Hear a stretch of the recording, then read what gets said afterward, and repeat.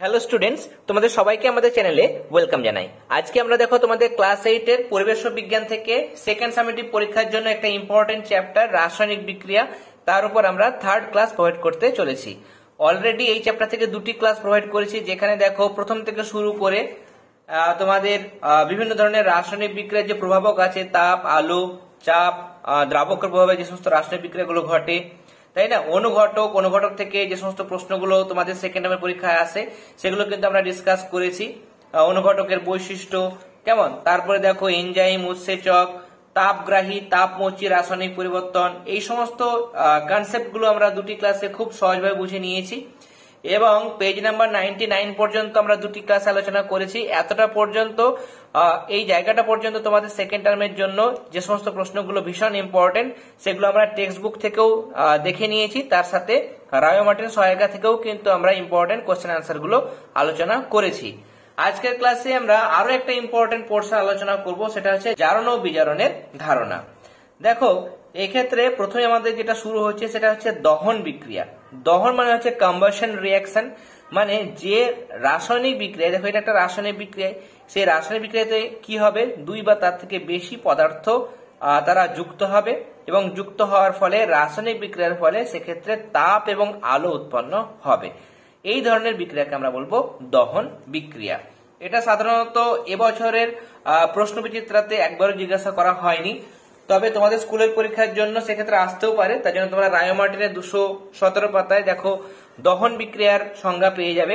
এখানে বলা হয়েছে দুই বা ততোধিক পদার্থের মধ্যে দ্রুত রাসায়নিক বিক্রিয়া ঘটার ফলে তাপ ও আলো উৎপন্ন হলে তাকে দহন বলে।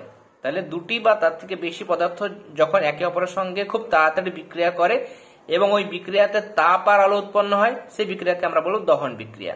যেমন এক টুকরো কাঠকয়লা, কাঠকয়লা মানে তার মধ্যে কার্বন আছে, তাহলে সেটাকে যখন আমরা আগুনে পোড়াবো মানে অক্সিজেনে পোড়াবো, তখন সেই কার্বন আর অক্সিজেন বিক্রিয়া করে কি উৎপন্ন করবে, কার্বন ডাইঅক্সাইড উৎপন্ন করবে। এবং আগের ক্লাসটাতে আমরা আলোচনা করেছিলাম যে এক্ষেত্রে কিন্তু এই যে বিক্রিয়া, সেই বিক্রিয়াটা কিন্তু তোমাদের টেক্সট বুকের উদাহরণেও ছিল যে এটা তাপ উৎপন্ন হচ্ছে, তার জন্য তাপমোচী রাসায়নিক বিক্রিয়া। তাহলে যাই হোক, এটা দহনের সংজ্ঞা এবং দহনের উদাহরণটা তোমরা দেখবে। এরপরে দেখো এখানে তোমাদের শর্ট কোশ্চেন আসে যে কোন গ্যাস স্বচ্ছ চুন জলকে ঘোলাটে করে, উত্তর হবে কার্বন ডাইঅক্সাইড গ্যাস। শর্ট কোশ্চেনের জন্য এই জায়গাটা তোমরা দেখবে। এখানে দেখো যদি দহন চামচ হয়, দহন চামচের মধ্যে একটা চামচ নিয়ে তার মধ্যে যদি তুমি সালফার গুঁড়ো নাও, সালফার গুঁড়ো নিয়ে যদি এটাকে পোড়ানো হয়, অক্সিজেনে যদি পোড়ানো হয়, তাহলে এখানে ঝাঁঝালো গন্ধযুক্ত একটা গ্যাস উৎপন্ন হয়, সেটা হচ্ছে সালফার ডাইঅক্সাইড। আবার যদি ম্যাগনেসিয়ামের ফিতে পাওয়া যায়, কেমন, ম্যাগনেসিয়াম ধাতুর ফিতে যদি অক্সিজেনে পোড়ানো হয়, তাহলে ম্যাগনেসিয়াম অক্সাইডে সাদা গুঁড়ো কিন্তু উৎপন্ন হয়, এটা হচ্ছে ম্যাগনেসিয়াম অক্সাইড এবং দেখতে এটা সাদা গুঁড়ো পদার্থের মতো। এবার এই যে বিক্রিয়াগুলো আমরা দেখলাম, এই যে দহন বিক্রিয়া, সেখানেও কিন্তু অক্সিজেন যুক্ত হচ্ছে, তাই না। যে কোনো জ্বালানি যদি হয়, সেই জ্বালানির মধ্যে কি থাকবে, কার্বন থাকবে। সেই কার্বন এবং অক্সিজেন বিক্রিয়া করে কি উৎপন্ন করবে, CO2 মানে কার্বন ডাইঅক্সাইড উৎপন্ন করবে। এবার যদি হাইড্রোকার্বন হয়, হাইড্রোকার্বন তার মানে তার মধ্যে হাইড্রো মানে হাইড্রোজেন আছে এবং কার্বন আছে, কেমন। তাহলে হাইড্রোকার্বন যদি হয়, তাহলে সেক্ষেত্রে কার্বন ডাইঅক্সাইড এবং জল দুটোই কিন্তু উৎপন্ন হবে। যেমন এক্ষেত্রে হাইড্রোকার্বনের মধ্যে দেখো হাইড্রোজেনটা কি করে, হাইড্রোজেনটা কিন্তু অক্সিজেনের সঙ্গে বিক্রিয়া করে জল বা জলীয় বাষ্প উৎপন্ন করে। তাহলে হাইড্রোকার্বন হলে কার্বন যখন থাকবে তখন সেটা কার্বন ডাইঅক্সাইড উৎপন্ন করবে এবং হাইড্রোজেনটা জলীয় বাষ্প উৎপন্ন করবে। এই যে সমস্ত বিক্রিয়া, সব বিক্রিয়াতে দেখো অক্সিজেন যুক্ত হচ্ছে, এখানে অক্সিজেন যুক্ত হচ্ছে, এখানে অক্সিজেন যুক্ত হচ্ছে। এক্ষেত্রে দেখো নিচের দিকে সালফারকে অক্সিজেনে পোড়াও বা ম্যাগনেসিয়াম ফিতেকে পোড়ানো হলো, সে সবগুলোতে কিন্তু অক্সিজেন যুক্ত হচ্ছে। এই যে বিক্রিয়াগুলো আমরা দেখতে পাচ্ছি, যে সমস্ত রাসায়নিক বিক্রিয়ায় কোনো মৌলের সাথে, দেখো এগুলো সব মৌল, সালফার, ম্যাগনেসিয়াম গুলো মৌল, বা কোনো যৌগের সাথে যখন অক্সিজেন যুক্ত হয় তখন সেই বিক্রিয়াকে আমরা বলবো জারণ বিক্রিয়া। এখানে জারণ বিক্রিয়ার একটা ভাগ আমরা পড়লাম, শুধুমাত্র অক্সিজেন যোগ হলেই সেটা জারণ বিক্রিয়া সেটা কিন্তু নয়, আরো অনেক কন্ডিশন আছে যে ক্ষেত্রে সেগুলোকেও কিন্তু আমরা জারণ বিক্রিয়া বলতে পারবো, সেটা আমরা একটু পরেই জানতে পারবো। এখনো পর্যন্ত যেটা আমরা জানলাম সেটা অক্সিজেন যুক্ত হওয়া মানে সেটা হচ্ছে জারণ বিক্রিয়া, কেমন। যেখানে দেখবে অক্সিজেন যুক্ত হচ্ছে সেটা হচ্ছে জারণ বিক্রিয়া। খোলা বাতাসে যদি তুমি লোহা ফেলে রাখো বা একটা লোহার পেরেক যদি ফেলে রাখো, কিছুদিন পর দেখতে পাওয়া যাবে যে তার গায়ে কিন্তু লালচে বাদামি রঙের কিন্তু আস্তরণ পড়ে, এটাকে আমরা বলবো মরচে, তাই না, মরচে পড়ে বা রাস্টিং হয়। এই যে লোহার মরচে পড়া, এটাও কিন্তু এক ধরনের রাসায়নিক পরিবর্তন। এখানে দেখো একটা ছক দেওয়া হয়েছে। এখানে ছকটা অতটা ইম্পর্টেন্ট নয়, কিন্তু তুমি চাইলে জাস্ট রিডিং করতে পারো এই জায়গাটা, এবং তোমাদের বলে দিচ্ছি কি ঘটনা ঘটবে। দেখো এখানে একটা গ্লাস নেওয়া হয়েছে এবং একটা পেরেক নেওয়া হয়েছে কতগুলো। এখানে চকচকে পেরেক, এখানেও কিন্তু চকচকে পেরেক, এখানেও চকচকে পেরেক নেওয়া হয়েছে। এবার এখানে পেরেক শুধুমাত্র নেওয়া হয়েছে, আর কিছু নেওয়া হয়নি। এখানে পেরেক নেওয়া হয়েছে, তারপর জল মেশানো হয়েছে, জলটা ঢেলে দেওয়া হয়েছে, ঢেলে দেওয়ার পর উপরে মোমের স্তর কিন্তু রাখা হয়েছে। এখানে মোমের স্তর আছে কিন্তু জলটা ফোটানো জল। এবার কোনটাতে কি ঘটবে, কিছুদিন পর দেখা যাবে এই যে প্রথম যে গ্লাসটা ছিল শুধুমাত্র পেরেক ছিল, সেখানকার পেরেকগুলো কিন্তু এগুলো কি পর্যবেক্ষণ আমরা কি মানে কেমন ভাবে পেরেকটা আছে, চকচকে পেরেকগুলো খোলা বাতাসের মধ্যে আছে। তাহলে কি দেখতে পাবো, এক্ষেত্রে আমরা দেখতে পাবো কয়েকদিন পরে কিন্তু ওই পেরেকগুলির গায়ে লালচে বাদামি রঙের কিন্তু আস্তরণ পড়েছে, অর্থাৎ মরচে পড়েছে। কেন পড়েছে, তার কারণ পেরেকগুলো সরাসরি বাতাসের অক্সিজেন এবং জলীয় বাষ্পের সংস্পর্শে আসতে পারছে, এবং আমরা জানি যে জলীয় বাষ্প এবং অক্সিজেনের সংস্পর্শে থাকলে কোনো বস্তুর মধ্যে সেক্ষেত্রে কি হতে পারে, মরচে পড়তে পারে। লোহার জিনিসের মধ্যে মরচে কিন্তু পড়ে, তাই জন্য মরচে কিন্তু পড়বে। দ্বিতীয় গ্লাসে তোমরা দেখতে পাচ্ছ যে এখানে জল আছে, জলের মধ্যে দ্রবীভূত কিছু অক্সিজেন আছে, সে অক্সিজেনটা ওরা পাচ্ছে, তাহলে সেক্ষেত্রে মরচে পড়ার একটা শর্ত ফুলফিল হচ্ছে। মোমের স্তর দেওয়া হয়েছে, তার জন্য বাইরের যে অক্সিজেন, সেই অক্সিজেনটা কিন্তু এখানে আসতে পারছে না। কেমন, তার বাইরের অক্সিজেন আসতে পারছে না, ভেতরকার অক্সিজেন আছে এবং জলীয় বাষ্প সেটা পেয়ে যাচ্ছে এখান থেকে। তাহলে কিছুটা অক্সিজেন পাচ্ছে আর জলীয় বাষ্প পাচ্ছে, তার জন্য এখানেও কিন্তু মরচে পড়বে, কিন্তু কম পড়বে। তাহলে এখানে আমরা দেখবো যে এখানে লিখবো এই জায়গাটাতে যে পেরেকগুলো আছে, পেরেকগুলো কিন্তু জলের মধ্যে ডোবানো অবস্থায় আছে আর জলের উপরে মোমের স্তর আছে। আর এখানে লিখবো যে সামান্য পরিমাণে মরচে পড়েছে। এখানে বাইরের অক্সিজেন গ্লাসের ভেতরে গিয়ে পেরেক পর্যন্ত পৌঁছাতে পারেনি, কিন্তু জলের মধ্যে দ্রবীভূত অক্সিজেন ছিল আর জল ছিল, জলীয় বাষ্প ছিল, তার জন্য কিছুটা মরচে পড়েছে। এখানে 3 নম্বর গ্লাসে এখানে লিখবো আমরা যে পেরেকগুলোর উপরে ফুটন্ত জল বা ফোটানো জল ঢালা হয়েছে, উপরে মোমের স্তর কিন্তু ছড়িয়ে দেওয়া হয়েছে। আর কি পরিবর্তন, এখানে লিখবে কোনো পেরেকেই কিন্তু কোনরূপ কোনো মরচে কিন্তু পড়েনি। তার কারণ হচ্ছে এখানে জল ফোটানো, তার মানে এখানে কিন্তু অক্সিজেন দ্রবীভূত অবস্থায় নেই। অক্সিজেন গ্যাস যেটা ছিল ফোটানোর ফলে সেটা কিন্তু উড়ে গেছে, তাহলে এখানে অক্সিজেন গ্যাস নেই। মোমের স্তর দেওয়া হয়েছে, তার বাইরে থেকেও কিন্তু অক্সিজেন আসতে পারছে না, তাহলে অক্সিজেন নেই মানে এখানে কিন্তু কোনরূপ কোনো মরচে কিন্তু পড়বে না। এই জায়গাটা তোমরা বুঝে নিলে, এই জায়গাটা মনে রাখবে, তাহলে কিন্তু যদি প্রশ্ন আসে, যে কোনো প্রশ্ন আসুক না কেন, তোমরা কিন্তু লিখতে পারবে। এরপরে আমরা চলে যাব দেখো পরের পাতায়। এখানে জারণের আমরা দেখলাম প্রথম যেটা কন্ডিশন, সেটা হচ্ছে কোনো মৌল বা যৌগের সাথে যদি সরাসরি অক্সিজেন যুক্ত হয় তাহলে সেটা জারণ বলবো। যেমন কপার, কপার একটা মৌল, তার সঙ্গে অক্সিজেন যুক্ত হচ্ছে CuO, এটা হচ্ছে কিউপ্রিক অক্সাইড। আর এটা 2 ভাগ কপার, তার সঙ্গে 1 ভাগ, সামনে কিছু নেই মানে 1 আছে, তাহলে 2 ভাগ কপারের সঙ্গে 1 ভাগ অক্সিজেন যুক্ত হয়ে 2 ভাগ কিউপ্রিক অক্সাইড উৎপন্ন হচ্ছে। তাহলে এক্ষেত্রে অক্সিজেন সরাসরি যুক্ত হচ্ছে, তাহলে এখানে কপারের জারণ হয়েছে। কোন একটা যৌগের উদাহরণ দেবো আমরা, তার কারণে এখানে মৌল বা যৌগ বলেছে। প্রথমটা মৌলের উদাহরণ দেখলাম, এবার যৌগের উদাহরণ দেখো। কার্বন মনোক্সাইড, শুধু CO, এটা হচ্ছে কার্বন মনোক্সাইড, 2 ভাগ নেওয়া হয়েছে। যাই হোক, তাহলে 2 অণু কার্বন মনোক্সাইড অক্সিজেনের সঙ্গে বিক্রিয়া করে কার্বন ডাইঅক্সাইড উৎপন্ন করে। তাহলে কোনো যৌগের সঙ্গে অক্সিজেন যুক্ত হয় সেটাও কিন্তু জারণ বিক্রিয়া। এবার সব সময় যে অক্সিজেন যুক্ত হবে তার কিন্তু কোনো মানে নেই। অক্সিজেনের মতো তড়িৎ ঋণাত্মক মৌল যেমন ক্লোরিন, ক্লোরিন মানে Cl2, এটাও কিন্তু যুক্ত হতে পারে। তাহলে এতক্ষণ পর্যন্ত আমরা পড়লাম যে কোনো মৌল বা যৌগের সাথে যখন অক্সিজেন যুক্ত হয় সেটাকে জারণ বলে। এখানে আমরা আরো কিছু অ্যাড করতে পারবো এবার, যে কোনো মৌল বা যৌগের সাথে যদি অক্সিজেন বা ক্লোরিন যুক্ত হয় তখন তাকে জারণ বলে। যেমন আয়রন, Fe মানে আয়রন বা লোহা, তার সঙ্গে ক্লোরিনের বিক্রিয়া দেখো FeCl3 মানে ফেরিক ক্লোরাইড উৎপন্ন হয়। এখানে ক্লোরিন যুক্ত হয়েছে, তার মানে এটা হচ্ছে জারণ বিক্রিয়া। তাহলে অক্সিজেন যোগ হওয়া জারণ বিক্রিয়া, ক্লোরিন যুক্ত হওয়া সেটাও কিন্তু জারণ বিক্রিয়া। দুটো কেস পড়লাম। থার্ড কেসে আমরা যাব এবার, যে দেখো কোন একটা রাসায়নিক বিক্রিয়ায় যদি হাইড্রোজেন বেরিয়ে যায়, অপসারণ ঘটা মানে হাইড্রোজেন বেরিয়ে যাওয়া, অক্সিজেন ক্লোরিন যুক্ত হওয়া বা হাইড্রোজেন বেরিয়ে যাওয়া, সেটাও কিন্তু এক ধরনের জারণ বিক্রিয়া। যেমন H2S, এই যে গ্যাসটা, এই গ্যাসটার গন্ধ হচ্ছে পচা ডিমের মতো। এই হাইড্রোজেন সালফাইডের সঙ্গে যখন ক্লোরিন বিক্রিয়া করে তখন HCl এবং সালফার উৎপন্ন হয়। এখানে খেয়াল করো H2S এই যৌগটা ক্লোরিনের সাহায্যে ভেঙে গিয়ে কি উৎপন্ন হচ্ছে, সালফারে পরিণত হচ্ছে। তাহলে H2S সালফারের সঙ্গে হাইড্রোজেন ছিল, পরে সালফার থেকে হাইড্রোজেন বেরিয়ে গেছে, শুধু সালফার আলাদা হয়ে গেছে। তাহলে সালফার থেকে কি বেরিয়ে গেল, হাইড্রোজেন বেরিয়ে গেল, মানে হাইড্রোজেনের অপসারণ ঘটলো। আর হাইড্রোজেনের অপসারণ মানে হাইড্রোজেন যদি বেরিয়ে যায় তাহলে সেটাকে আমরা বলবো জারণ। তাহলে এইখান থেকে এরকম ভাবে তীর চিহ্ন দেবে, উপরে এই তীর চিহ্নের উপরে ছোট করে তোমরা সুন্দর করে লিখবে জারণ। তো এটা হচ্ছে জারণ বিক্রিয়া। কার জারণ হলো না, তো H2S এর জারণ হলো।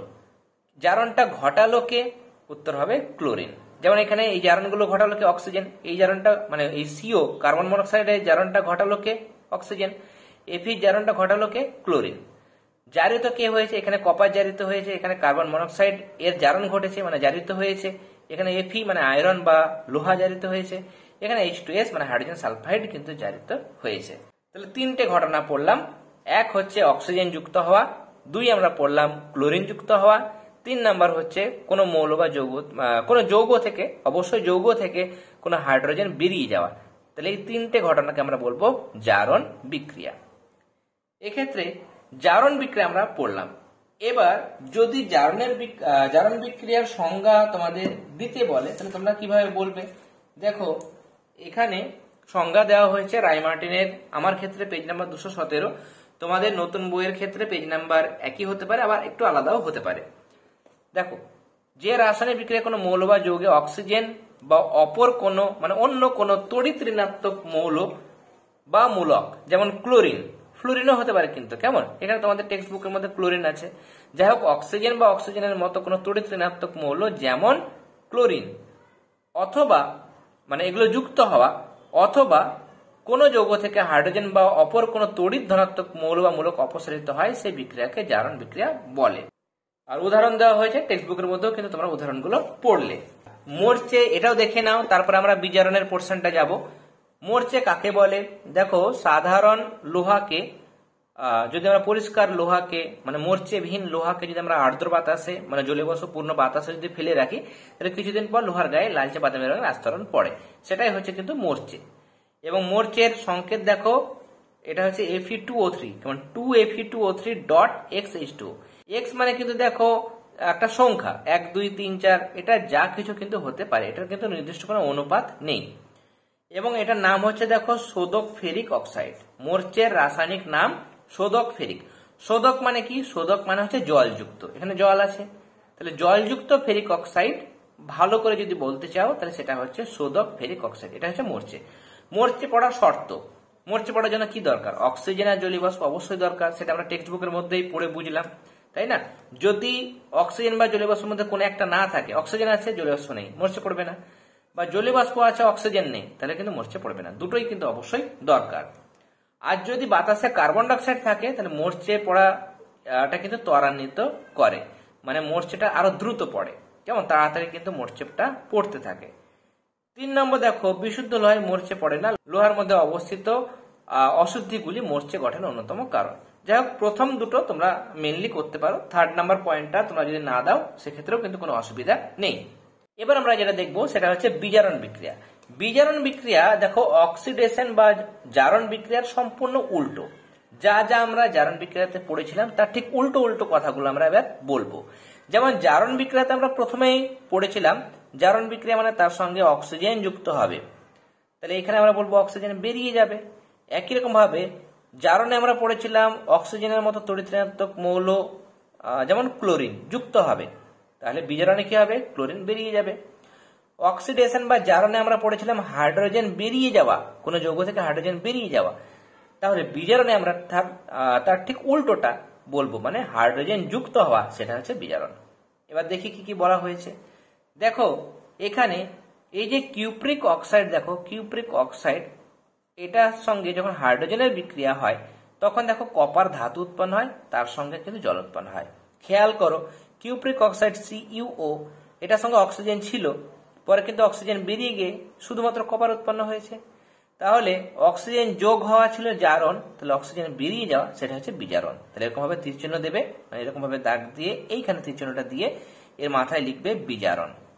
তাহলে এরকম কোন রাসায়নিক বিক্রিয়া যাতে কোনো অক্সিজেন বেরিয়ে যায়, অপসারিত হয় মানে বেরিয়ে যায়, সেটা হচ্ছে বিজারণ।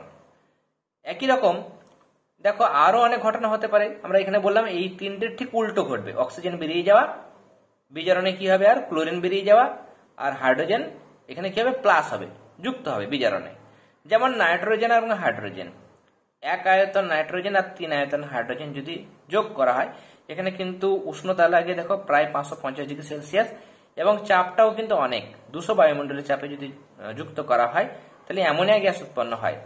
তাহলে নাইট্রোজেনের সঙ্গে হাইড্রোজেন যুক্ত হয়েছে, হাইড্রোজেন যোগ হওয়া, তার মানে সেটা হচ্ছে বিজারণ বিক্রিয়া। তাহলে বিজারণে আমরা এখন দুটো পড়লাম, যে অক্সিজেন বেরিয়ে যাবে, অপসারিত হবে। 2 নম্বর কেস পড়লাম বিজারণের, সেটা হচ্ছে হাইড্রোজেন যুক্ত হবে। কেমন? আর অক্সিজেন যেমন বেরিয়ে যাবে সেরকম আমরা বলতে পারবো ক্লোরিন বেরিয়ে যাওয়া, সেটাও কিন্তু আমরা বলবো যে বিজারণ বিক্রিয়া। এবার এই জায়গাটা দেখো, এই জায়গাটা কিন্তু তোমরা নিজেরাও কিন্তু খুব সহজভাবে বুঝে নিলেই কিন্তু নিজেরাই করতে পারবে। প্রথমে আসবো দেখো SO2, SO2 মানে হচ্ছে সালফার ডাইঅক্সাইড, তার সঙ্গে অক্সিজেন যুক্ত হয়ে SO3 উৎপন্ন হচ্ছে। এখানে সালফার ডাইঅক্সাইডের সঙ্গে দেখো সালফারের সঙ্গে দুটো অক্সিজেন ছিল O2, পরে O3 হয়েছে, তাহলে অক্সিজেনের সংখ্যা বেড়েছে, অক্সিজেন যুক্ত হয়েছে, তার মানে সেটা হচ্ছে অক্সিডেশন রিঅ্যাকশন মানে জারণ বিক্রিয়া। তাহলে কোন পদার্থের জারণ হয়েছে? উত্তর হবে SO2 এর জারণ হয়েছে। কোন পদার্থের বিজারণ হয়েছে? মনে রাখবে যার জারণ হয় অন্য একটা জিনিসের বিজারণ হয়। এখানে SO2 জারণ হয়েছে, তাহলে আর কে পড়ে আছে? এখানে অক্সিজেন, তাহলে অক্সিজেনের বিজারণ হবে। এখানে কোন যুক্তিতে তুমি বলবে এটা জারণ? আমরা পড়েছি অক্সিজেন যুক্ত হওয়া, তাহলে অক্সিজেনের বিনিময় বা এখানে অক্সিজেন যোগ হচ্ছে, তাই জন্য এটা হচ্ছে জারণ বিক্রিয়া। পরেরটা খেয়াল করো Fe2O3, এটা হচ্ছে ফেরিক অক্সাইড। ফেরিক অক্সাইডের সঙ্গে কার্বন মনোক্সাইডের বিক্রিয়ায় Fe এবং এখানে কার্বন ডাইঅক্সাইড উৎপন্ন কিন্তু হচ্ছে।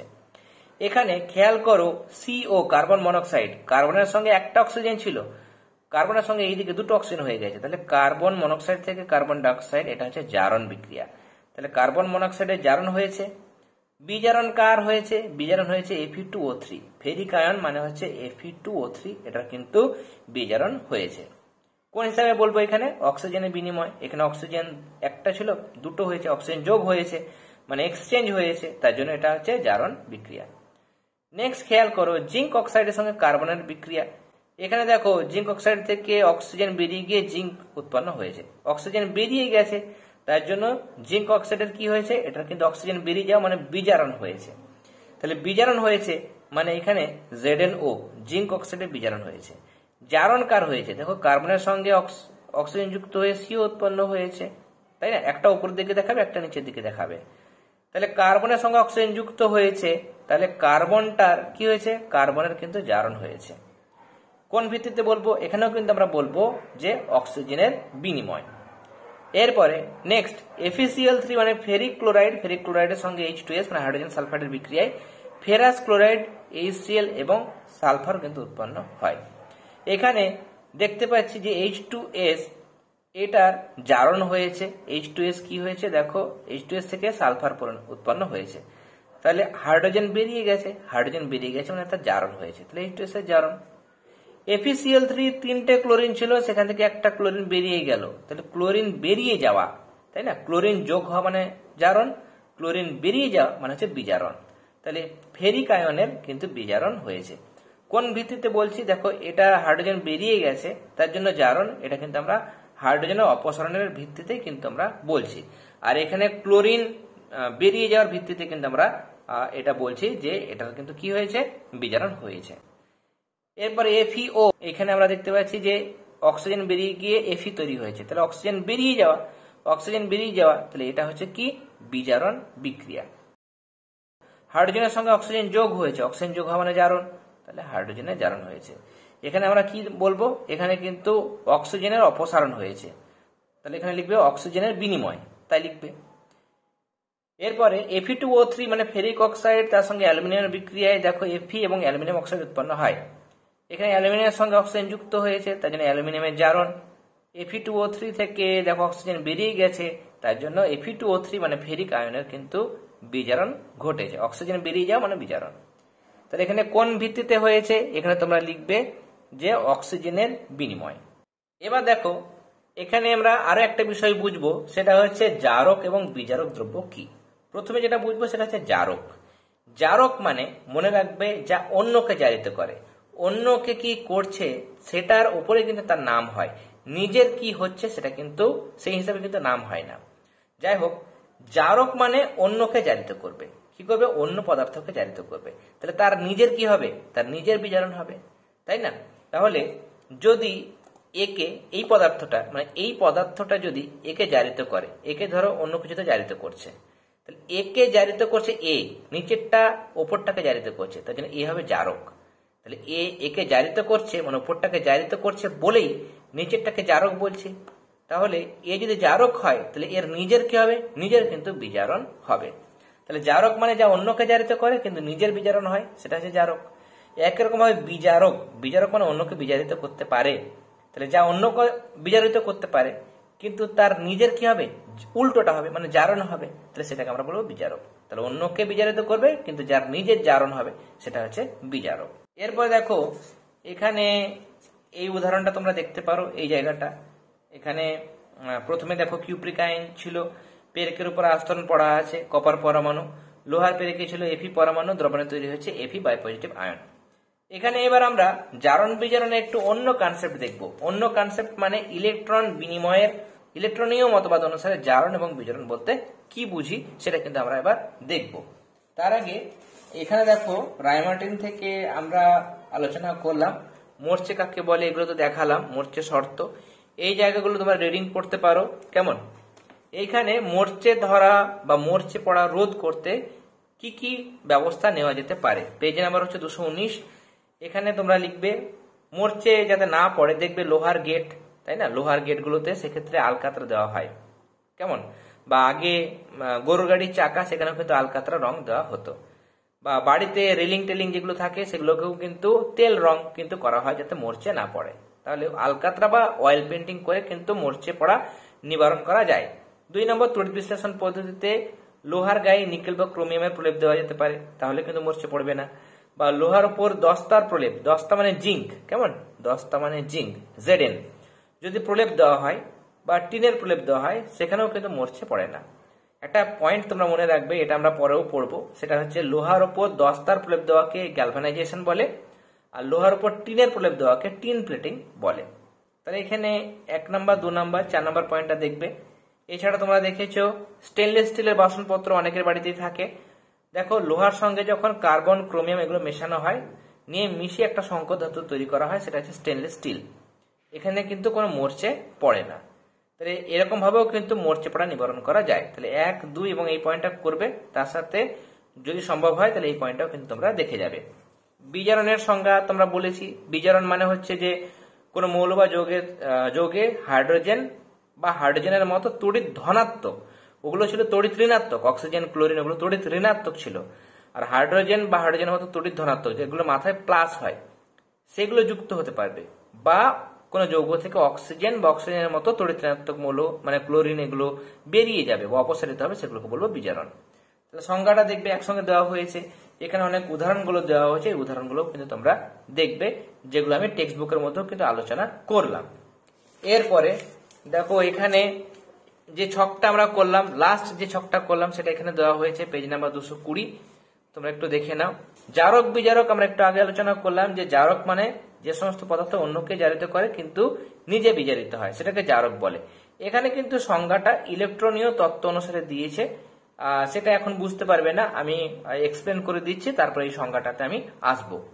আমরা ইলেকট্রনীয় মতবাদ এবার দেখবো। ইলেকট্রনীয় মতবাদ মানে এখানে দেখতে পাচ্ছ সিউ বাই পজিটিভ, সেখান থেকে সিউ উৎপন্ন হচ্ছে, বা এফি আয়রনের পরমাণু বা লোহার পরমাণু ছিল, সেখানে এফি বাই পজিটিভ, এখানে আয়ন উৎপন্ন হয়েছে। এক্ষেত্রে দেখতে পাচ্ছ যে কপার বাই পজিটিভ মানে দুটো প্লাস আছে, তাহলে দুটো মাইনাস দিতে হবে, তাহলে দুটো প্লাস আর দুটো মাইনাস হয়ে নিউট্রাল হয়ে যাবে, মানে কোনো মাথায় কোনো চার্জ থাকবে না, মানে জিরো থাকবে, তো দুটো ইলেকট্রন দিতে হবে। এখানে এফি থেকে এফি বাই পজিটিভ উৎপন্ন হয়েছে, তার মানে দুটো ইলেকট্রন বেরিয়ে গেছে। ইলেকট্রন এক একটা ইলেকট্রন মানে মাইনাস চার্জ, একটা ইলেকট্রন বেরিয়ে গেল, তাহলে একটা ইলেকট্রন বেরিয়ে যাওয়া মানে একটা মাইনাস কমে যাওয়া, একটা মাইনাস কমে যাওয়া মানে মাথায় একটা প্লাস হওয়া। এখানে দুটো ইলেকট্রন বেরিয়ে গেছে, দেখো এই জিনিসটা এভাবেও লেখা যায়, এফি মাইনাস দুটো ইলেকট্রন, তাহলে দুটো ইলেকট্রন বেরিয়ে গেছে, তার মানে কটা প্লাস বেড়ে গেছে, দুটো মাইনাস কমে গেছে, তার মানে দুটো প্লাস বেড়ে গেছে, তাই না? ইলেকট্রন কমে গেছে, তার মানে সেক্ষেত্রে আমরা বলতে পারবো যে দুটো প্রোটন কিন্তু বেড়ে গেল। তাহলে প্রোটনের আধান যেহেতু প্লাস, তার জন্য 2+ লিখলাম। এবার মাইনাস দুটো ইলেকট্রন, সেটা এদিকে লিখলে আমাদের ডান দিকে +2 ইলেকট্রন এরকম ভাবে লিখতে হয়। এবার এক্ষেত্রে দেখো যে আমরা কোনটাকে জারণ কোনটাকে বিজারণ বলবো। মনে রাখবে যে জারণের অর্থ হচ্ছে ইলেকট্রন ত্যাগ, যেখানে ইলেকট্রন বর্জন হবে, কেমন, লস অফ ইলেকট্রন, সেটা হচ্ছে জারণ মানে অক্সিডেশন। আর বিজারণ হচ্ছে গেন অফ ইলেকট্রন, গেন বা অ্যাডিশন হবে ইলেকট্রনে, সেটা বলবো বিজারণ বা রিডাকশন রিঅ্যাকশন। তাহলে কোন ক্ষেত্রে এই দুটোর মধ্যে কোনটাতে ইলেকট্রন বেরিয়ে গেছে? দেখো এখানে ইলেকট্রন বেরিয়ে গেছে, এফি থেকে দুটো ইলেকট্রন বেরিয়ে গেছে, তাই না? এফি থেকে দুটো ইলেকট্রন বেরিয়ে গেছে, দেখো ডান দিকে দুটো ইলেকট্রন যোগ করে দেওয়া আছে, যোগ করে দেওয়া হয়েছে ডান দিকে, তার মানে কি তৈরি হয়েছে, তো তৈরি কি করে হলো, নিশ্চয়ই বেরিয়ে গেছে। তাহলে যেখানে ইলেকট্রন বেরিয়ে যাবে সেটা জারণ, তার মানে এটা হচ্ছে জারণ বিক্রিয়া। এখানে ইলেকট্রন কিন্তু যোগ হলো, দেখো ইলেকট্রন যোগ হয়েছে, তাহলে ইলেকট্রন যোগ হওয়া, তার মানে সেটা কিন্তু বিজারণ বিক্রিয়া। তাহলে সেটাই বলেছে, দেখো এফি পরমাণুর জারণ ঘটেছে এফি পরমাণুর, কেন, সেখানে ইলেকট্রন বেরিয়ে গেছে। আর বিজারণ ঘটেছে সিউ বাই পজিটিভের, বিজারণ কেন ঘটেছে, যেহেতু ইলেকট্রন যোগ হয়েছে। তাহলে আমরা নতুন করে পড়লাম যে এক্ষেত্রে যে যে সমস্ত রাসায়নিক বিক্রিয়ায় কোনো পরমাণুর বা কোনো আয়নের এক বা একাধিক ইলেকট্রন বর্জন হয়, তাহলে যারা এক বা একাধিক ইলেকট্রন বর্জন করে সেই সমস্ত বিক্রিয়াকে আমরা বলবো জারণ বিক্রিয়া। যেমন সোডিয়াম, এখানেও দেখো একটা ইলেকট্রন বেরিয়ে গেছে, নিয়ে Na+ তৈরি হয়েছে, প্লাস ইলেকট্রনটা বেরিয়ে গেছে, তার জন্য ডান দিকে আমরা প্লাস করে লিখেছি। এটাকে আমরা এরকম ভাবেও লিখতে পারি, তাই না? Na- একটা ইলেকট্রন নিয়ে তৈরি হয়েছে Na+, বাঁ দিকে লিখলে মাইনাস দিয়ে লিখতে হবে, ডান দিকে লিখলে প্লাস দিয়ে লিখবো। তাহলে ইলেকট্রন বেরিয়ে যাচ্ছে, তার মানে জারণ। আর এখানে ইলেকট্রন গ্রহণ করছে, তার জন্য বিজারণ। যেমন ক্লোরিনের সঙ্গে ইলেকট্রন যোগ হচ্ছে, নিয়ে ক্লোরিন মানে Cl- মানে ক্লোরাইড আয়ন উৎপন্ন হচ্ছে, এটা হচ্ছে বিজারণ বিক্রিয়া। এখানে মনে রাখবে কিন্তু সব জারণ বিজারণ বিক্রিয়াতে পরমাণু বা তার থেকে তৈরি হওয়া আয়নের মধ্যে ইলেকট্রন দেওয়া নেওয়া ঘটবে, তা কিন্তু নয়। অপেক্ষাকৃত কম ধনাত্মক আয়ন বা মূলক, সেখান থেকে এক বা একাধিক ইলেকট্রন ত্যাগ করলে সেটা হচ্ছে মানে বেশি ধনাত্মক আয়ন বা মূলক তৈরি করবে।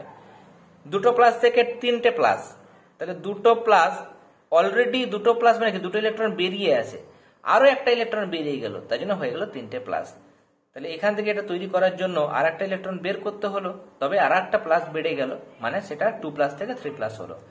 এখানেও দুটো ইলেকট্রন অলরেডি বেরিয়ে আছে এসএন থেকে যখন দুটো ইলেকট্রন বেরিয়ে যায় তবেই কিন্তু এসএন বাই পজিটিভটা তৈরি হয়েছিল। তো যখন এসএন থেকে দুটো ইলেকট্রন বেরিয়ে এসএন বাই পজিটিভ তৈরি হয়েছে, তখনও জারণ বিক্রিয়া, যেহেতু ইলেকট্রন বেরিয়ে গেছে। এখান থেকে আরো দুটো ইলেকট্রন বেরিয়ে যাবে, নিয়ে SN4 পজিটিভ হবে, সেটাও কিন্তু জারণ বিক্রিয়া। এবার দুটোই মাথায় প্লাস, এবার প্লাস দেখে আমরা কি করে বলবো যে কোনটা জারণ? মনে রাখবে যখন প্লাস বেড়ে যাবে, দেখো এখানে দুটো প্লাস থেকে তিনটে প্লাস হলো, প্লাস বেড়ে যাওয়া মানে হচ্ছে জারণ। এখানেও দুটো প্লাস থেকে চারটে প্লাস হলো, তাহলে প্লাস বেড়ে গেল, তার মানে সেটা হচ্ছে জারণ। এটা হচ্ছে মনে রাখার ট্রিক। আর বিজারণ কি করে মনে রাখবে? দেখো বিজারণ মানে যেখানে মাইনাস বেড়ে যাবে, দেখো মাথায় একটা মাইনাস ছিল, পরে দুটো মাইনাস হয়ে গেল। MnO4 মাইনাস ছিল, পরে MnO4 বাই নেগেটিভ 2 মাইনাস, তাই না? তাহলে মাইনাস একটা থেকে দুটো মাইনাস হয়ে গেল, তাহলে এগুলো হচ্ছে বিজারণ বিক্রিয়া, যেখানে মাইনাসটা বেড়ে যাবে। এরপর দেখো নিচের দিকে ছকটা, Fe3 পজিটিভ প্লাস ইলেকট্রন, আমরা এখনই পড়লাম ইলেকট্রন যোগ হওয়া মানেই হচ্ছে সেটা বিজারণ। তাহলে এটা কি বিক্রিয়া? বিজারণ বিক্রিয়া। কেন বিজারণ? তার মানে ইলেকট্রন যোগ হচ্ছে। আর খেয়াল করো এখানে প্লাস বাড়ছে না কমছে? প্লাস, এখানে দেখো তিনটে প্লাস থেকে দুটো প্লাস হলো, তাহলে প্লাস কমে গেল। প্লাস বেড়ে যাওয়া মানে জারণ, আর প্লাস কমে যাওয়া মানে হচ্ছে বিজারণ, তাহলে বিজারণ। তাহলে দুটো দিক থেকে আমরা মেলাতে পারলাম। ক্লোরিনের মাথায় একটা মাইনাস ছিল, পরে এখানে কিছু নেই মানে 0 হলো, তাহলে -1 থেকে 0 হলো, মানে প্লাসের দিকে এগোচ্ছে, তাই না?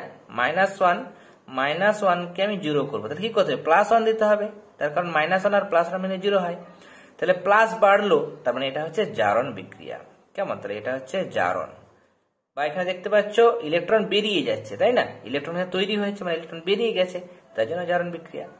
এখানে দেখো দুটো মাইনাস থেকে এখানে একটা মাইনাস হলো, তাহলে -2 তার সঙ্গে যদি আমি +1 দিই তবেই কিন্তু +1, তবেই কিন্তু -1 হবে। তাহলে এখানে দুটো মাইনাস থেকে একটা মাইনাস হলো, তাহলে মাইনাস কমলো মানে কি বাড়লো? প্লাস বাড়লো মানে সেটা হচ্ছে জারণ বিক্রিয়া।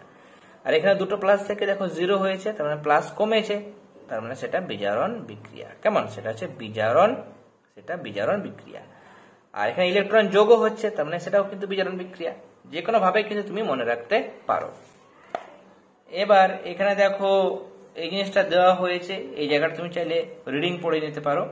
এখানে বলছে দেখো, তুতে জলীয় দ্রবণে কয়েকটি জিঙ্কের টুকরো ফেলে দিয়ে কিছুক্ষণ পর জিঙ্কের টুকরো রূপলি বা ধূসর রঙের মানে ধূসর রঙের গায়ে লালচে বাদামি রঙের ছোপ পড়তে দেখা যায়। এখানে জিঙ্কের উপর জমা হওয়া আস্তরণটি ধাতব কপারের, আর দ্রবণের মধ্যে জিঙ্ক আয়ন তৈরি হয়েছে। দেখো জিঙ্ক ইলেকট্রন বর্জন করেছে, নিয়ে জেডেন বাই পজিটিভ তৈরি হয়েছে, প্লাস বেড়ে গেছে, তার মানে জারণ। এখানে ইলেকট্রন বেরিয়ে গেছে, তার মানে জারণ। এখানে ইলেকট্রন যোগ হয়েছে, কপার বাই পজিটিভ থেকে সিউ উৎপন্ন হয়েছে, মানে এটা হচ্ছে বিজারণ। একটা কাঁচের বিকার বা টেস্ট টিউবে সালফিউরিক অ্যাসিডের পাতলা জলীয় দ্রবণ নিয়ে কয়েক টুকরো যদি জিঙ্কের ছিবড়া এর মধ্যে দেওয়া হয়, তাহলে কি দেখা যাবে? এখানে কিন্তু বর্ণহীন গন্ধহীন একটা গ্যাস জিঙ্কের টুকরোর গায়ে বুদবুদ আকারে বেরিয়ে আসছে। এখানে গ্যাসটা হচ্ছে হাইড্রোজেন। এখানে কি বলছে? জিঙ্কের টুকরো নেবো, আর কি নেবো? Sulphuric acid H2SO4। এখানে তৈরি হয় যেটা, সেটা হচ্ছে ZnSO4 তৈরি হয়, জিঙ্ক সালফেট, তার সঙ্গে হাইড্রোজেন গ্যাস উৎপন্ন হয়। সেই হাইড্রোজেন গ্যাসটাই কিন্তু বুদবুদ আকারে এদিক থেকে বেরোতে থাকে। তাহলে এখানে 2H প্লাস মানে H2SO4 এর মধ্যে এখানে H প্লাসটাকে দেখানো হচ্ছে শুধুমাত্র। তাহলে H প্লাস ইলেকট্রন গ্রহণ করেছে, H2 তৈরি হয়েছে। ইলেকট্রন গ্রহণ মানে বিজারণ বিক্রিয়া। জিঙ্কটা ইলেকট্রন বর্জন করেছে, তার মানে সেটা হচ্ছে জারণ বিক্রিয়া। এরপর দেখো এখানে Fe3 প্লাস, এটা দেখো FeCl3 আর এটা FeCl2। ভালো করে খেয়াল করো, এখানে 3টে ক্লোরিন ছিল, এখানে পরে 2টো ক্লোরিন হলো। তাহলে 3টে থেকে 2টো ক্লোরিন হলো, ক্লোরিন কমে যাওয়া, অক্সিজেন কমে যাওয়া বা ক্লোরিন কমে যাওয়া, তাহলে সেটা হচ্ছে কি? বিজারণ বিক্রিয়া। তাহলে বিজারণ হয়েছে। বা এখানে দেখো এফির সঙ্গে 3টে ক্লোরিন, তার মানে Fe3 প্লাস হিসেবে আছে আয়নটা। এফের সঙ্গে 2টো ক্লোরিন মানে Fe2 প্লাস হিসেবে আছে। তাহলে Fe3 প্লাস থেকে Fe2 প্লাস তৈরি হচ্ছে, প্লাস কমে যাচ্ছে, তার মানে বিজারণ বিক্রিয়া। Sn এর সঙ্গে 2টো ক্লোরিন, তার মানে Sn2 প্লাস হিসেবে আছে। Sn এর সঙ্গে 4টে ক্লোরিন মানে Sn4 প্লাস হিসেবে আছে। তাহলে এখানে প্লাস বেড়ে গেছে, Sn এখান থেকে এটা প্লাস বেড়ে যাওয়া, তার মানে সেটা কি হয়েছে? সেটা কিন্তু জারণ হয়েছে। তার জন্য বলছে হলুদ রঙের ফেরিক ক্লোরাইড দ্রবণে বর্ণহীন স্ট্যানাস ক্লোরাইড যদি যোগ করা হয়, তাহলে ফিকে সবুজ রঙের ফেরাস ক্লোরাইড দ্রবণ তৈরি হয়। এখানে স্ট্যানিক ক্লোরাইড উৎপন্ন হয়েছে একই সঙ্গে। এখানে এই যে জিনিসটা Fe3 প্লাস আর Sn বাই পজিটিভ দেখানো হয়েছে, Fe2 প্লাস আর Sn4 পজিটিভ দেখানো হয়েছে। এই জায়গাটা 3টে প্লাস থেকে 2টো প্লাস হলো, প্লাস কমে গেল, তার মানে এটা হচ্ছে বিজারণ। 2টো প্লাস থেকে 4টে প্লাস, প্লাস বাড়লো, তার মানে এটা হচ্ছে জারণ। নেক্সট পাতায় চলে যাব। এখানে আলাদা করেও দেখানো হয়েছে যে কি করে তৈরি হলো। এখানে দেখো Fe3 প্লাস, সেখান থেকে Fe2 প্লাস তৈরি হয়েছে। যাই হোক, সামনে 2 আছে, তাহলে এক একটার মাথায় যদি 3টে প্লাস, 2টোর মাথায় কটা প্লাস হবে? তাহলে 3 দুগুণ 6টা প্লাস। আর এখানে দেখো এক একটার মাথায় 2টো প্লাস, 2টো আছে, তাহলে 2 দুগুণ 4। তাহলে এখানে কটা ইলেকট্রন দিতে হবে? দেখো 6টা প্লাস, তাই না? 6টা প্লাস, ডান দিকে আমার 4টে প্লাস। তাহলে এখানে কি বসাতে হবে? -2 বসাতে হবে, তবেই তো 6টা থেকে 2টো বাদ দিলে 4টে পড়ে থাকে। তার মানে -2 মানে কি করতে হবে? 2টো ইলেকট্রন যোগ করতে হবে, তাই না? এক একটা ইলেকট্রন মানে এক একটা -1, 2টো ইলেকট্রন দেবো, তার মানে 2টো -1 মানে -2। 2টো ইলেকট্রন যোগ হওয়া মানে -2 অ্যাড হচ্ছে, তাই না? তাহলে 6টা থেকে -2 যদি অ্যাড করো, মানে বিয়োগ করতে হচ্ছে অ্যাকচুয়ালি এখানে, 6 থেকে 2 বিয়োগ করলে সেটা 4 হয়, তাই জন্য কিন্তু এটা ঘটেছে। আর এখানে এটা তো সিম্পল একদম, 2টো ইলেকট্রন এখানে বেরিয়ে যাচ্ছে, তাই জন্য আরো 2টো প্লাস বেড়ে গেল, নিয়ে Sn4 প্লাস তৈরি হলো। তাহলে জারক মানে কি? জারক মানে এই ক্ষেত্রে দেখো যে পদার্থ ইলেকট্রন গ্রহণ করছে। ইলেকট্রন গ্রহণ করা মানে কি? ইলেকট্রন গ্রহণ করা মানে সেক্ষেত্রে বিজারণ হওয়া। তাহলে যার নিজের বিজারণ হয়, যার নিজের বিজারণ হয়, কেমন নিজে বিজারিত হয়েছে, সেটা হচ্ছে জারক। তাহলে যা ইলেকট্রন গ্রহণ করবে সেটাকে আমরা বলবো কি করব? সেটাকে আমরা বলবো জারক। তুমি অন্য হিসাবেও সংজ্ঞা দিতে পারো, যে যে সমস্ত পদার্থ অন্যকে জারিত করে কিন্তু নিজে বিজারিত হয়। তো নিজে যদি বিজারিত হয় তাহলে তার কি করতে হবে? তাকে ইলেকট্রন গ্রহণ করতে হবে, তাই না? তো এখানে ইলেকট্রন গ্রহণ করছে, তাই জন্য সেটা হচ্ছে জারক। আর বিজারক মানে অন্যকে বিজারিত করবে কিন্তু নিজের কি হবে? জারণ হবে। তাহলে নিজের যদি জারণ হয় তাহলে নিজে কি করবে? ও ইলেকট্রন ত্যাগ করবে। তাহলে যারা ইলেকট্রন ত্যাগ করে সেটা হচ্ছে বিজারক। এবার এইখানে তোমরা জারক বিজারকের সংজ্ঞাটা দেখবে। দেখো আমি তোমাদের দেখিয়ে দিচ্ছি। দেখো পেজ নাম্বার 220, যে সকল পদার্থ ইলেকট্রন গ্রহণ করে নিজে বিজারিত হয় এবং অন্য পদার্থকে জারিত করে তাদের বলে জারক দ্রব্য। Oxygen, chlorine, sulphur dioxide, nitric acid, sulphuric acid. বিজারক মানে অন্যকে বিজারিত করবে, নিজে জারিত হবে। তাহলে নিজে যদি জারিত হয় তাহলে ইলেকট্রন ত্যাগ করবে। তাহলে যে সমস্ত পদার্থ ইলেকট্রন ত্যাগ করে নিজে জারিত হয় অন্যকে বিজারিত করে তাদের বিজারক দ্রব্য। হাইড্রোব্রোমিক acid, carbon monoxide, hydrogen sulphide, sulphur dioxide, এগুলো হচ্ছে বিজারক দ্রব্য। এবার এখানে এই যে ছকটা দেওয়া আছে এই ছকটা কিন্তু দেখবে প্রত্যেকটাতে এই বিক্রিয়াটাতে কোনটা জারক কোনটা বিজারক দেওয়া হয়েছে। এখানেও দেখো এখানে সবগুলো প্রত্যেকটা বিক্রিয়াতে কোনটা জারক কোনটা বিজারক কিন্তু এখানে লিখে দেওয়া হয়েছে।